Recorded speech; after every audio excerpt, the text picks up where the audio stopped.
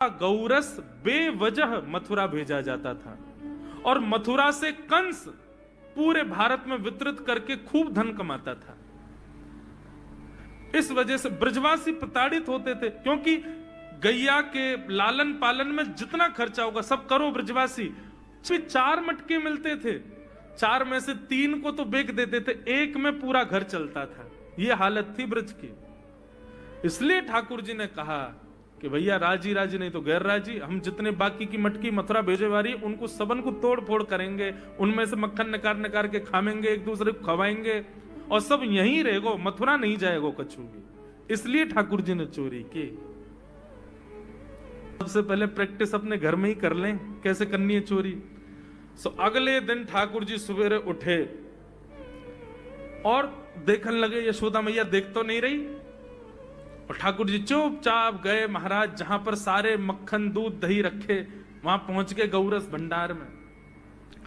और गौरस भंडार में एक मटकी के ऊपर से ढक्कन हटाए करके जैसे ही ठाकुर जी ने हाथ बोर के पानो प्रारंभ किया, सामने एक खंबा था, उसमें मणि लग रही थी। आज पहली बार 3.5 वर्ष की आयु में ठाकुर जी ने अपना प्रतिबिंब देखा।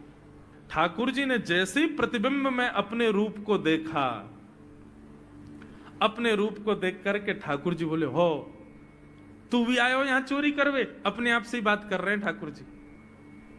अरे मैंने कही तो हती अपने अपने घर में चोरी करनी है, तू दारी के मेरे घर में आगो चोरी करवे? ठाकुर जी अपने प्रतिबिंब से बात कर रहे हैं। अब गौरस भंडार में ठाकुर जी की आवाज गूंज रही थी और वो गूंजते हुए रसोई घर में जा रही थी।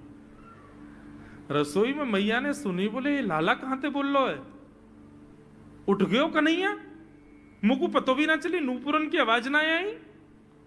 मैया दौड़ करके गई तो देखा ढूंढते ढूंढते गौरस भंडार में ठाकुर जी अपने प्रतिबिंब से बात कर रहे हैं। कितनी सुंदर झांकी है ठाकुर जी की।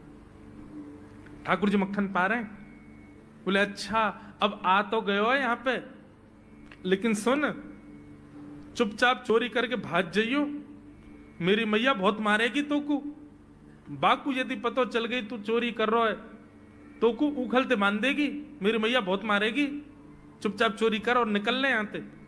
ठाकुर जी चोरी की बात कर रहे थे, यशोदा मैया ने पीछे से सुनी, लाला ओ